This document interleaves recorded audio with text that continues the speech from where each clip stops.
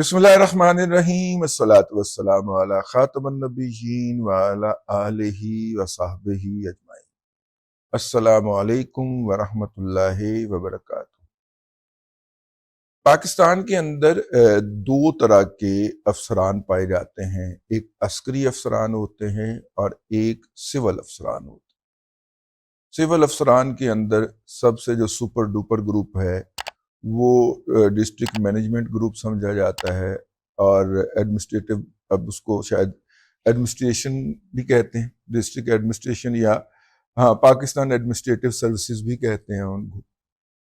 और ये top of the top लोग होते हैं जो सीएसएस के अंदर मतलब पहले 10, 15, 20 लोग होते हैं, यही इस सर्विस के अंदर आते हैं। हर साल सीएसएस का इम्तहान होता है, तो अपना अल्लाह आपका भला करे। अच्छा, इनकी प्रमोशन के मुख्तलिफ जो है वो मराहल होते हैं, और हर मरहले के लिए इन्हें बाकायदा ट्रेनिंग पे जाना पड़ता है, और ट्रेनिंग के बाद इन्हें एक इम्तहान पास करना पड़ता है। और ज़्यादातर इनका इम्तहान जो होता है वो किसी रिसर्च रिपोर्ट के हवाले से होता है, जिसमें ये अमली इकदामात का इजहार है। पाकिस्तान आर्मी के अफसरान जो हैं वो स्टाफ कॉलेज कोयटा जो है वहाँ पे जाते हैं, और वहाँ पे ये मुकीम रह के किसी न किसी मौजू के ऊपर अपनी रिपोर्ट लिखते हैं। एक अकेले की रिपोर्ट भी हो सकती है, एक से ज़्यादा लोग मिलके भी लिख सकते हैं। अमूमी तौर पे मौज़ूआत जो होते हैं मुसल्लह अफवाज के, वो दिफाई नौयत के होते हैं, लेकिन जब से और मतलब कि जब से क्या तब से जब से पाकिस्तान बना है, ये साथ में सिविल मामलात के ऊपर भी मुंह मार लेते हैं। बाइन ही जो हमारे पहले हमें सिविल वाला मामला निपटा लूं, फिर मैं उस तरफ आता हूँ। जिस तरह हमारे सिविल अफसरान होते हैं वो जो होते हैं वो मुख्तलिफ मौज़ूआत के ऊपर गुफ्तगू करते हैं। ये लाहौर के अंदर है जी, वो कॉलेज या इंस्टीट्यूट या जो भी आप उसे कह दें, एडमिनिस्ट्रेटिव स्टाफ कॉलेज जो भी कह ले, ये पीसी के बिल्कुल अपोजिट, पर्ल कॉन्टिनेंटल होटल के बिल्कुल अपोजिट माल पे वाक़ है। यहाँ पे आके वो कई हफ्तों के लिए मुकीम होते हैं और दिन रात पढ़ाई में रहते हैं। हमारे भी कई जानने वाले इधर आके तो आए, तो फिर उनके पास कभी कभी शाम को चाय पीने चले जाना, वो थोड़ा सा उन्हें बाज़ का इनपुट भी दे आना कि ये इसको इस तरह, इसको इस तरह। तो खैर वो जो हैं वो वहाँ पे होते हैं, और ये इतना सख्त और इंटेंसिव किस्म का ये होता है, ये मैं सिविल एडमिनिस्ट्रेशन की बात कर रहा हूँ, कि 3-4 हार्ट अटैक, एक आध ब्रेन हेमरेज और एक आध डेथ पक्की होती है हर बैच के अंदर। ठीक है ना? हाँ, और पूरे पाकिस्तान से होते हैं, बलूचिस्तान से, सिंध से, केपीके से और पंजाब से। ज़ाहिर है एडमिनिस्ट्रेटिव सर्विसेज तो पूरे पाकिस्तान की है, तो इतना वो इंटेंसिव किस्म का वर्क वहाँ पे कराया जाता है या किया जाता है कि क्योंकि अगले ग्रेडों में जाने की वो सारी जो होती है ना वो इनके ऊपर मुनहसर होती है, इस इम्तहान के नताइज के ऊपर मुनहसर होती है। अब आ जाइए कोयटा, वापस चलते हैं। कोयटा में जो थीसिस लिखे जाते हैं वो थीसिस जो हैं मुख्तलिफ लाइब्रेरियों की जीनत बन जाते हैं, लेकिन वहां से क्वालिफाई करने वाले या पास होने वाले जो अफसरान होते हैं, जो फेल हो जाते हैं उनकी वहीं पे तरक्की रुक जाती है, वो वही उसी लेवल के ऊपर ही रिटायर हो जाते हैं। लेकिन जो पास होते हैं और माशाल्लाह पास होते होते वो आला ओहदों पे पहुंचते हैं कि जब वो मुल्क कौम के फैसले कर सके, तो उस वक्त उन्हें याद आता है कि मैं स्टाफ कॉलेज दे विच ए वाला थीसिस लिखिया सी। ठीक है ना? ये जो है ना, अल्लाह आपका भला करे, पाकिस्तान को भारत से नहीं इधर से खतरा है। ये वाला थीसिस बॉबी भाई ने लिखा था, है जी, राहील साहब ने। ठीक है, राहील शरीफ साहब ने लिखा था। और देखिए जब वो आर्मी चीफ रहे, उन्होंने पूरा डायनामिक्स बदल दिया। पाकिस्तान को मशरक से नहीं मगरब से खतरा। ठीक है, अपनी फौज की पूरी सिमत बदल दी उन्होंने। वो उन्हें याद था भाई, उस बंदे ने उसके ऊपर थॉट प्रोसेस किया होता है और बड़ा इंटेंसिवली, और वो पूरी जिंदगी फिर वो वाला जो थॉट प्रोसेस होता है उसको इफेक्ट करता है। ठीक हो गया। इसी तरह आजकल कोई जो आला ओहदे के ऊपर पहुंचा है, उसने اس کے اوپر مجھے لگتا ہے، اب یہ میرا ازمپشن ہے، ٹھیک ہے، اس کا عذاب میری ذات پہ آئے، اینا بزت کر دے ہور کر لوگے تھوڑا جا کیڑی حرج ہے، لیکن بات کہہ دینی چاہیے۔ مجھے یہ لگتا ہے کہ آج کل پاکستان میں کسی اہم عہدے کے اوپر، میں حافظ صاحب کی گال نہیں کہہ رہے، کسی اہم عہدے کے اوپر کوئی ایسی شخصیت براجمان ہے جس نے سٹاف کالج کوئٹہ کے اندر یہ والا تھیسس لکھا تھا کہ پاکستان کے اگر صوبوں کی تعداد بڑھا دی جائے تو اس کے نتیجے کے اندر پاکستان جو ہے وہ آگے، مطلب اس کے اندر ختم ہو جائے گی، وہ لسانی نفرتیں ختم ہو جائیں گی اور علاقائی نفرتیں ختم ہو جائیں گی اور یہ ہو جائے گا اور وہ ہو جائے گا۔ یہ ایک بودا قسم کا آرگومنٹ ہے، میں پہلے لمحے ہی اس کو مسترد کرتے ہوئے آگے بڑھ رہا ہوں۔ پاکستان کے اندر بہت سارے جو ہے، اگر آپ پہلے دو تھیسز مارکیٹ میں فلوٹ کیے گئے ہیں۔ ایک تو یہ ہے کہ جی پنجاب کے 4 حصے کر دیے جائیں، کے پی کے 2 حصے کر دیے جائیں، سندھ کے 2 حصے کر دیے جائیں اور بلوچستان کے بھی 3 کے حصے کر دیے جائیں، ٹھیک ہے، اور یہ صوبے بنا کے اور ان صوبوں کی الگ الگ اسمبلیاں اور لوکل گورنمنٹ اور یہ اور وہ، بھائی جان یہ مسئلہ ہی نہیں ہے۔ آپ نئی جاب، بیوروکریسی کی جابز پیدا کرنا چاہ رہے ہیں، ٹھیک ہے، کر لیجئے۔ اب نئے، میرا مطلب ہے کینٹونمنٹس بنانا چاہ رہے ہیں، بنا لیجئے، یہ مسئلے کا حل ہی نہیں ہے۔ مسئلے کا حل تو ڈیلیوری ہے نا، اور ڈیلیوری جس پٹواری نے، جس کلرک نے گراس روٹ لیول کے اوپر کرنی ہے، اس کو آپ نے ایک غیر اطمینان روح کی شکل کے اندر رکھا ہوا ہے۔ کوئی قومی بیانیہ ہی نہیں ہے، ہر آرمی چیف کے آنے کے اوپر پاکستان کا بیانیہ ہی بدل جاتا ہے۔ مشرف صاحب کے آنے کے اوپر اور ان کے اقتدار کا سورج غروب ہونے تک بیانیہ کچھ اور تھا، ضیاء الحق صاحب کے آنے اور ان کا اقتدار کا سورج غروب ہونے پہ بیانیہ کچھ اور تھا، اور اس کے بعد پھر کیانی صاحب کے بیانیہ کچھ اور تھا، راحیل شریف صاحب کا بیانیہ کچھ اور تھا، اور جنرل باجوہ صاحب کا بیانیہ کچھ اور رہا، اور اب حافظ صاحب آگے ہیں تو اب اور بیانیہ چل رہا ہے۔ حالانکہ حافظ صاحب بیک ٹو اوریجنل والی پارٹی ہیں، کہ وہ جو اوریجنل بیانیہ تھا ادارے کا یا ملک کا، اس کی طرف لے کے جا رہے ہیں یا کوشش کر رہے ہیں، کم از کم دیکھے جا رہے ہیں کہ وہ اس طرف ہم واپس رجوع کر رہے ہیں۔ سب سے پہلے پاکستان کا نعرہ جو ہے وہ اپنی جگہ کے اوپر، لیکن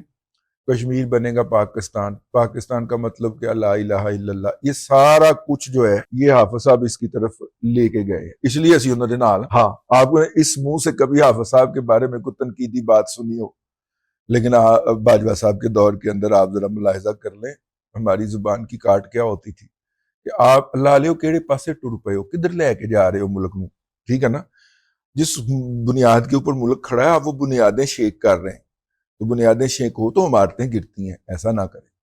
تو لیکن انہوں نے اس کو یو ٹرن تو نہیں لیا، لیکن 90 ڈگری کا اینگل لے لیا انہوں نے، تو وہ جا رہے ہیں اس طرف، وہ اوریجنل جو راستہ ہے، اوریجنل جو پالیسی ہے ہماری، اور وہ پالیسی کامیاب بھی ہے، پاکستان کو عزت بھی مل رہی ہے بھارت کے سامنے۔ مشرف کے دور سے لے کے اور باجوہ کے دور تک 20 سال سر جھکا کے، 22 سال، ہاں جی، 22 سال سر جھکا کے، اور نہر والی حویلی لبن گیا سی مشرف دلی دے وچ، ہاں جی، تو نہر والی حویلی سے لے کے اور مشرف باجوہ صاحب کے اس بیانیے تک کہ پاکستان کی فوج کا سائز چھوٹا کیا جائے گا اور اسے ڈیجیٹل فوج بنایا جائے گا، اور جناب پاکستان کے ٹینکوں کے اندر پیٹرول نہیں ہے، اس بیانیے تک یہ 22-23 سال پاکستان نے من حیثل قوم انڈیا کے سامنے سر جھکا کے جوتے کھائے۔ پاکستان کے نیشنل سیکیورٹی والے افسر ایسے بھی تھے، وہ درانی صاحب جو ضیاء الحق کے طیارے کے اندر سب سے مشکوک کردار تھے، ضیاء الحق کے طیارے کے کریش کے اندر، یار ضیاء الحق کے طیارے تھے بھی ایک کرنا ہے بھی لاگ، موقع ہی نہیں ملے، 18 لنگ گئی۔ تو ضیاء الحق کے طیارے کی تباہی کے اندر سب سے مشکوک کردار جو تھے وہ پاکستان کے نیشنل سیکیورٹی ایڈوائزر تھے، جو مستقلاً امریکہ میں مقیم تھے اور وہاں پہ بیٹھ کے پاکستان کو سیکیورٹی کی ایڈوائز دیا کرتے تھے، اور کہا بھی یہی جاتا ہے کہ ان کو امریکیوں کی سفارش کے اوپر ہی تقرر کیا گیا تھا۔ تو میرا مطلب ہے کہ وہ صاحب جو تھے وہ پاکستان سے اس لیے فرار ہو گئے نا کہ ضیاء الحق کے والے معاملے میں سب سے مشکوک کردار وہی تھے، وہ پرسنل سٹاف افسر بھی تھے ضیاء الحق کے نا، انہی کی فرمائش کے اوپر اور بار بار اصرار کے اوپر ضیاء الحق نے بہاولپور کا سفر کیا تھا، لیکن اس کے اوپر ہم بات کرتے ہیں۔ دیکھیے یہ ایک تو یہ بات ہو گئی، ہر بندے کے اندر خوبیاں بھی ہوتی ہیں، خامیاں بھی ہوتی ہیں، کوئی بندہ پرفیکٹ نہیں ہوتا. تو ضیاء الحق صاحب کے اندر خامیاں بھی بہت ہیں اور خوبیاں بھی بہت ہیں، اور میرا خیال ہے کہ پاکستان اور پاکستان کی خدمت اور سیکیورٹی کے حوالے سے جو خوبیاں ہیں، اس بنیاد کے اوپر میں انہیں ضیاء الحق شہید کہتا ہوں. تو باقی آپ کا اپنی رائے ہے، آپ اس سے اختلاف کرتے رہیں. مطلب جو کہتے ہیں ضیاء الحق صاحب غلط طریقے سے مارشل لا لگا کے اقتدار پہ قابض ہوئے تھے، وہ بھٹو صاحب کے فالوور ہیں. تو بھٹو صاحب اقتدار میں کیسے آئے تھے بھائی؟ الیکشن تو انہوں نے پورے پاکستان میں لڑا تھا نا، تو اس الیکشن کی بنیاد کے اوپر آدھے پاکستان کے اوپر قابض ہو گئے تھے. تو میرا مطلب سوال جب اٹھیں گے تو پھر دور تک جائیں گے، آگ لگے گی. اس لیے میں اس موضوع کو کھولنا نہیں چاہ رہا، اس موضوع کو بند رکھتے ہیں، اس پہ الگ سے میں ویلاگ کرتا ہوں. اب مسئلہ یہ ہے کہ یہ جو بھی یہ والی صوبوں کی بحث کسی نے شروع کروائی ہے، اس کے دو مقاصد ہو سکتے. ایک تو وہی والا کہ میں چونکہ تھیسس کر لیا سی یہ اتنے اور مجھے پروموشن بھی مل گئی سی، لہٰذا ہوں اتنے عمل درآمد کرو. تو کوئی صاحب اس وقت اس پاور سٹرکچر کے اندر اتنے اعلیٰ، اور میں عسکری پاور سٹرکچر کی بات کر رہا ہوں، اس میں اتنے اعلیٰ عہدے پہ آ گئے ہیں کہ انہوں نے اپنے جتنے بھی لے پالک ہیں سب کو اس کے اوپر لگا دیا کہ جی بحث کرو کہ نئے صوبے بنیں گے جس سے یہ دودھ کی اور شہد کی نہریں بہنا شروع ہو جائیں گی، اور یہ اس کے فلانا ہوگا اور ڈمکانا ہوگا اور اتنے پیسے خرچ ہوں گے. کیونکہ صوبے جو ہیں وہ اقتدار آگے ضلعوں کو، اور ضلع جو ہیں وہ آگے وسائل جو ہیں وہ عوام کو منتقل نہیں کر رہے، تو اس لیے یہ کام کر دیا. تو بہرحال یہ میرا مطلب ہے کہ یہ ایک لا حاصل قسم کی بحث ہے، اور ایک یہ بھی ہے کہ صدارتی نظام ہونا چاہیے اس ملک کے اندر. یہ بھی ہماری فوج اور اس کے افسران کا دلچسپ مشغلہ ہے. جب بھی ان کی طرف سے ڈائیورشن لگانی ہو کہ قومی بحث کا دھارا بدلا جائے، تو وہ صدارتی نظام کے اوپر خطبات جاری کروانا شروع کر دیتے ہیں. ایک تو یہ ہو گیا. دوسرا یہ ہے کہ یار یہ جو اس وقت عمران احمد خان نیازی، ولد اکرام اللہ خان نیازی، حال مقیم وڈیالہ، جھنگا لالا جھنگا لالا، یہ بحث ختم ہی نہیں ہو رہی. تو اس بحث کو ختم کروانے کے لیے بحث کے لیے کوئی نئی موضوع دیا جائے تاکہ انٹل کچول حضرات جو ہیں اس کے اوپر دماغ سوزی فرمائیں. 1973 کے آئین کے ہوتے ہوئے جو موجودہ حالت میں ہے، نئے صوبے جو ہیں وہ بن ہی نہیں سکتے.